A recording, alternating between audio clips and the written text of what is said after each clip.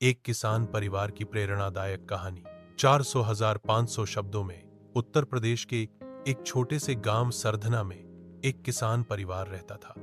परिवार में रमेश यादव, उनकी पत्नी सुनीता, दो बेटे अजय और मोहित तथा एक बेटी पूजा थी। रमेश जी का परिवार पूरी तरह खेती पर निर्भर था। उनके पास केवल 3 बीघा जमीन थी, जिससे उनका घर किसी तरह चलता था। हर साल रमेश जी मेहनत से गेहूं और धान की खेती करते, लेकिन कभी बारिश ज्यादा हो जाती तो कभी सूखा पड़ जाता। कर्ज भी धीरे धीरे बढ़ता जा रहा था। बच्चों की पढ़ाई भी अधूरी रह गई थी, क्योंकि घर की आर्थिक स्थिति बहुत कमजोर थी। एक साल गांव में बहुत भीषण सूखा पड़ा। फसल पूरी तरह बर्बाद हो गई। रमेश जी पर बहुत बड़ा कर्ज चढ़ गया। वे मानसिक तनाव में आ गए, लेकिन सुनीता जी ने उन्हें टूटने नहीं दिया। उन्होंने घर में ही गाय भैंस पालने का सुझाव दिया और अपने गहने बेचकर एक गाय खरीद ली।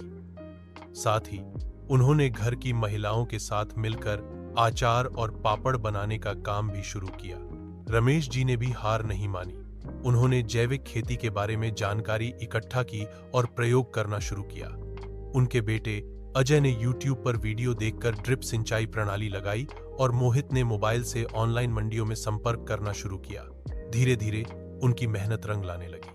अगले 2 वर्षों में रमेश जी की जैविक खेती से पैदावार अच्छी हुई और उन्हें सीधे बाजार से उचित दाम मिलने लगे। उनके डेयरी उत्पादों की भी अच्छी बिक्री होने लगी। अब उनका परिवार आर्थिक रूप से स्थिर हो गया था।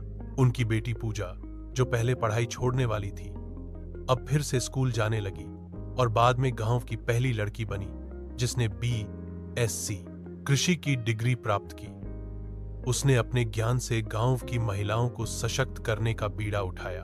आज रमेश जी का परिवार गांव में एक मिसाल बन चुका है। उन्होंने यह साबित कर दिया कि कठिनाई कितनी भी बड़ी हो, अगर परिवार एकजुट हो और मेहनत का साथ न छोड़े, तो हर समस्या का समाधान संभव है। यह कहानी सिर्फ रमेश जी के परिवार की नहीं, बल्कि भारत के लाखों किसान परिवारों की सच्ची तस्वीर है, जहां संघर्ष है, लेकिन साथ ही उम्मीद, आत्मबल और परिवर्तन की कहानी भी।